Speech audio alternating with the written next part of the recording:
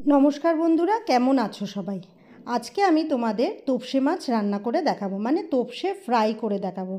सन्ध्येबेला चायेर साथे खूब भालो लागबे किन्तु खेते। যাই হোক, তাহলে রান্নাটা চলো শুরু করি। রান্নাটা শুরু করার সময় মাছগুলোকে আমি ভালো করে ধুয়ে পরিষ্কার করে নিয়েছি।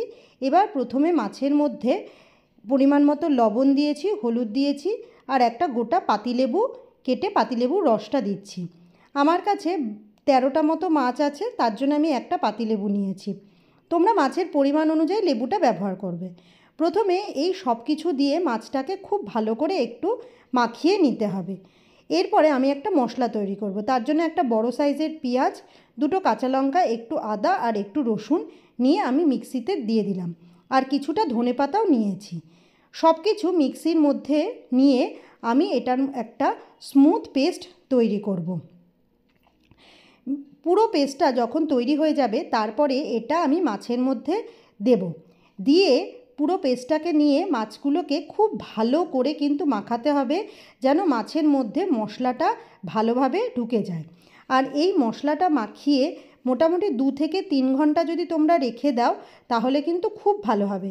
হাতে কম সময় থাকলে মিনিমাম আধ ঘন্টা তো রাখতেই হবে। আর 2-3 ঘন্টা যখন রাখবে অবশ্যই ফ্রিজে রাখবে, এবং নর্মালে, ডিপ ফ্রিজে কিন্তু একদমই রাখবে না। নর্মালে রাখলে সেটাই ঠিক হবে। আমার মাছের মধ্যে মশলাগুলো খুব সুন্দর করে মাখানো হয়ে গেছে। এইবার আমি সব মাছগুলোকে এক এক করে একটা পাত্রে নিয়ে নিচ্ছি। নিয়ে তারপরে সেই পাত্রটা ঢাকনা আটকে রেখে তারপরে এটা ফ্রিজে রেখে দেব। আর তোমরা চেষ্টা করবে যে যেন ঢাকনা সমেত কোনো পাত্র হয়, তাহলে কিন্তু ভালো হবে, তাহলে মাছের সেন্টটা সুন্দর থাকবে। এই রকমভাবে আমি মোটামুটি 3 ঘন্টা থেকে 3.5 ঘন্টা মতো এটাকে ফ্রিজে রেখে দিয়েছি। এইবার তারপরে আমি সন্ধেবেলা এটা রান্না করতে নিয়েছিলাম। মাছটাকে দেখো বের করে এনেছি, সুন্দরভাবে মজে গেছে। এবার মাছটাকে ভাজার জন্য আমি একটা ব্যাটার তৈরি করে নেব। প্রথমে আমি এখানে কিছুটা বেসন নিয়ে নিচ্ছি। বেসন নেওয়ার পরে আমি এর মধ্যে দেব হচ্ছে গিয়ে কিছুটা কর্নফ্লাওয়ার। কর্নফ্লাওয়ারটা অপশনাল, তোমরা চাইলে দিতেও পারো, নাও দিতে পারো। আমার কাছে ছিল তাই জন্য আমি অল্প পরিমাণে বেসনের সাথে কর্নফ্লাওয়ারও অ্যাড করে দিয়েছি। তারপরে এর মধ্যে দেব আমি চালের গুঁড়ো। চালের গুঁড়োটা দিলে মাছ যে ফ্রাইটা হবে সেটা একটু মচমচে বা খাস্তা হবে, তাতে কিন্তু খেতে খুব ভালো লাগবে। সেই জন্য চালের গুঁড়োটা দিয়েছি। এবার পরিমাণ মতো লবণ দেব। লবণটা বুঝে দিও, কারণ মাছেও লবণ মাখানো ছিল। এবার দেব অল্প পরিমাণে হলুদ আর সামান্য একটু লঙ্কার গুঁড়ো দেব। লঙ্কার গুঁড়োটা দিতেও পারো, নাও দিতে পারো, কোনো ব্যাপার না। দিয়ে এইবার আমি সব কিছুকে একসাথে ভালো করে মিশিয়ে নিয়েছি। মিশিয়ে নিয়ে এবার আস্তে আস্তে অল্প অল্প করে জল দিয়ে আমি একটা স্মুথ ব্যাটার তৈরি করব। ব্যাটারটা কিন্তু খুব পাতলাও যেন না হয়, আবার খুব ঘন হলেও কিন্তু মাছের কোটিংটা মোটা হয়ে যাবে, তাহলে খেতে একদম ভালো লাগবে না।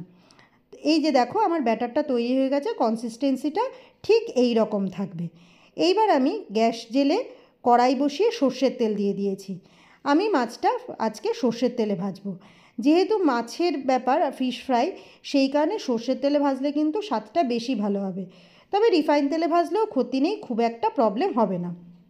এইবার আমি মাছগুলোর গায়ে আরেকটু ভালো করে মশলা মাখিয়ে ব্যাটারে ভালো করে চুবিয়ে মাছগুলো দিয়ে দিচ্ছি।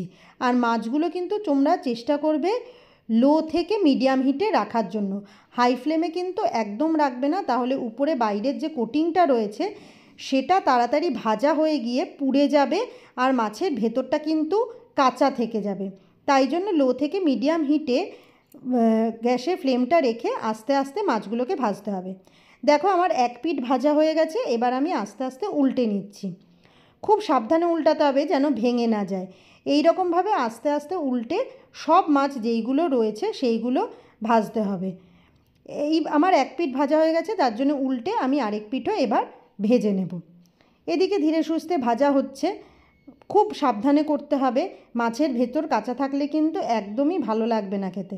দেখো আমার মাছগুলো কিন্তু হয়ে গেছে, বেশ সুন্দর একটা গোল্ডেন ব্রাউন কালার এসছে। এই অবস্থাতে আমি মাছগুলোকে এবার একটা পাত্রে তুলে নেব। পাত্রতে তোলার সময় আমি একটা ঝাঁঝরি হাতা নিয়ে নিয়েছি, যাতে তেলটা একটু ঝরে যায় সেই কারণে। আর এইগুলো তোলার সময় তোমাদের কাছে যদি টিস্যু পেপার থাকে তাহলে সেই টিস্যু পেপার দিয়েও মাছগুলো রাখতে পারো, তাহলে কি হবে, মাছের যে এক্সট্রা তেলটা আছে সেইটা শুষে নেবে। আমার প্রথম খোলার মাছ ভাজা হয়ে গেল। এবার পরে আবার ওখান থেকে মাছগুলো নিয়ে আবার ব্যাটারে চুবিয়ে আমি ভেজে নিচ্ছি।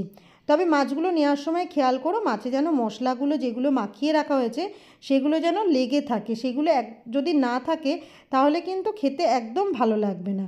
সেই কারণে আর একবারে বেশি মাছ দেবে না, একবারে বেশি মাছ দিলে কি হবে, একটার গায়ে আরেকটা লেগে যাবে, তাতে মাছটা ভালো ভাজা হবে না। সেই কারণে অল্প অল্প করে ভাজাটা আমার মনে হয় সব থেকে বেশি ভালো হবে। আমার তোপসে ফ্রাই কিন্তু একদম রেডি। আমি এখানে সস দিয়ে সার্ভ করেছি। কেমন লাগলো অবশ্যই কমেন্ট করে জানিও, ভালো লাগলে শেয়ার করে দিও। টাটা।